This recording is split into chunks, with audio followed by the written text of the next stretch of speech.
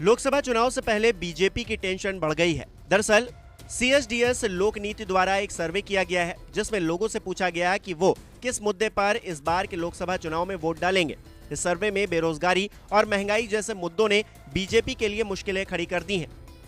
CSDS लोक नीति के इस सर्वे के अनुसार इस चुनाव में बेरोजगारी लोगों के लिए सबसे महत्वपूर्ण मुद्दे के रूप में पहले स्थान पर है।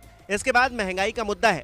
इसके अलावा भ्रष्टाचार और राम मंदिर जैसे मुद्दों को ज्यादा लोगों ने चुनावी मुद्दा नहीं बताया है। बेरोजगारी इस लोकसभा चुनाव नहीं बल्कि हाल में हुए विधानसभा चुनाव में भी बड़ा मुद्दा रहा है।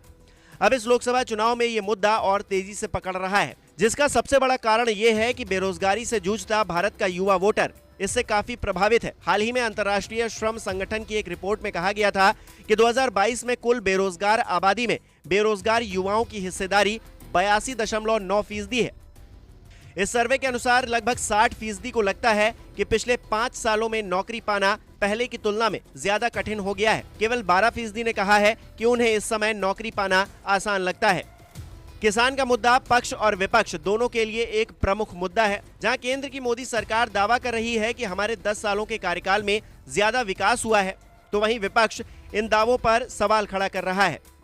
वहीं CSDS लोकनीति के इस सर्वे के अनुसार 10 में से 2 मतदाताओं का मानना है कि पिछले 5 सालों में देश में कोई विकास नहीं हुआ। वहीं चुनाव से पहले 32% मतदाता सोचते हैं कि पिछले 5 सालों में विकास केवल अमीरों के लिए हुआ है। वहीं CSDS लोकनीति के इस सर्वे में केवल 8% लोगों ने इस चुनाव में भ्रष्टाचार और अयोध्या में राम मंदिर को एक प्रमुख मुद्दा बताया है।